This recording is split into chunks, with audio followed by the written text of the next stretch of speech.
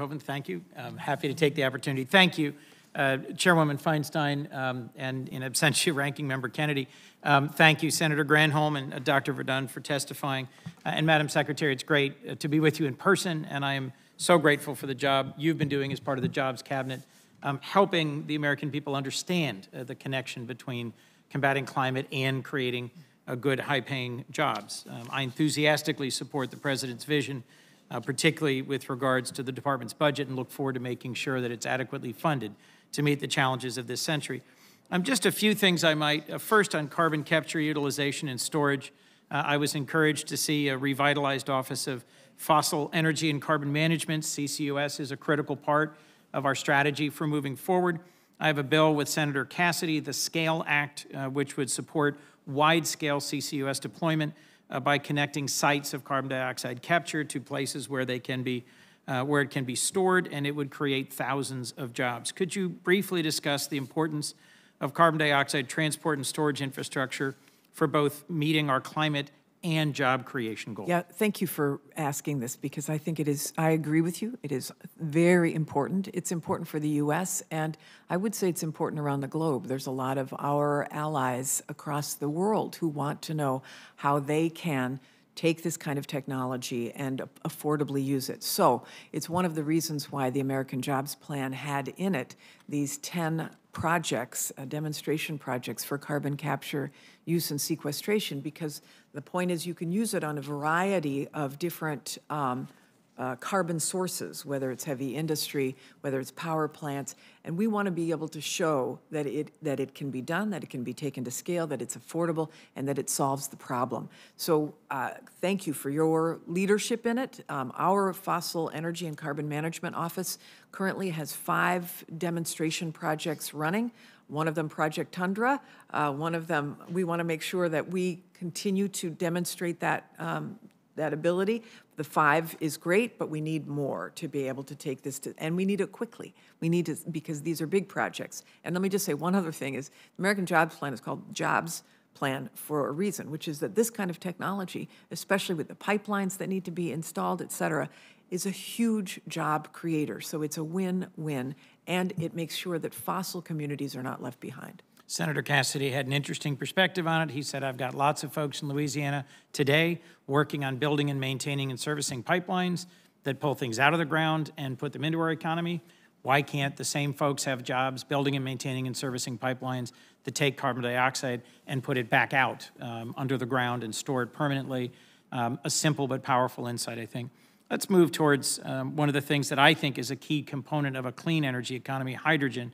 The department recently announced its Hydrogen Shot initiative to bring down the cost of clean hydrogen.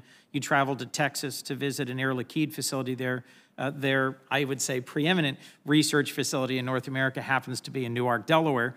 We'd love to have you come visit there as well. And Air Liquide is teaming up with Bloom Energy and Chemours in Delaware to look at the future of clean hydrogen. Could you just talk about your vision for the role of hydrogen, particularly in decarbonizing the hard-to-abate sectors like industry and transportation? I can't emphasize this enough, is that this technology is a technology that can be the game changer for the toughest areas, but also generally. I mean, we want to be able to, for example, right now we can't export renewable energy. We have to use it here. So, but clean hydrogen could do that. It could convert hydrogen into green ammonia and be able to transport it, and the ammonia distribution system globally is already in place. So this is another reason why all of these other countries, I mean, if Senator Hagerty were here, he would know Japan, for example, shutting down their nuclear facilities. They don't have a whole lot of options. And so they're super interested in hydrogen. We've been talking to Australia, who is also doing a lot of experimentation in hydrogen. The American Jobs Plan has 15 demonstration projects that it would fund in clean hydrogen. That's very exciting, whether it's green or blue, and the blue ends up being sequestered. the CO2 ends up being sequestered from natural gas. There's a huge opportunity here for us to create jobs and to lead the world in the solution that could actually allow all of these countries, especially those who have significant fossil communities, to be able to be net carbon zero.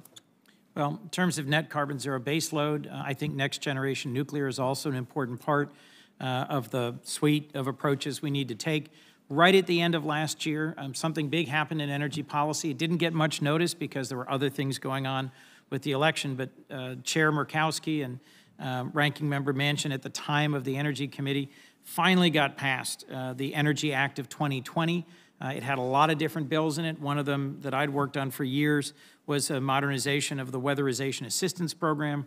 Another was the Nuclear Energy Renewal Act to sustain our nuclear fleet, but also invest in R&D and advanced nuclear.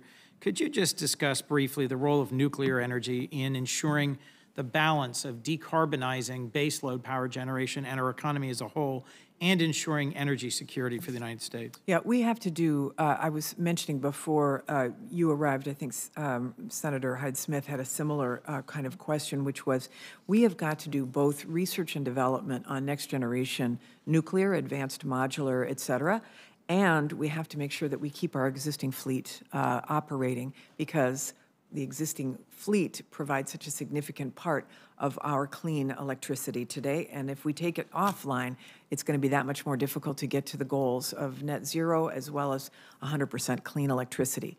In the American Jobs Plan, as you are aware, the Clean Energy Standard includes nuclear, and that would be one way to help the existing fleets maintain their status. A second thing would be to help to subsidize those who are ready to go offline so that they stay up. Those are both important. So both research for the future as well as helping the existing nuclear fleet, those are both really important aspects of what the clean energy mix must entail. Well, and our national labs are an absolutely critical part of doing this R&D.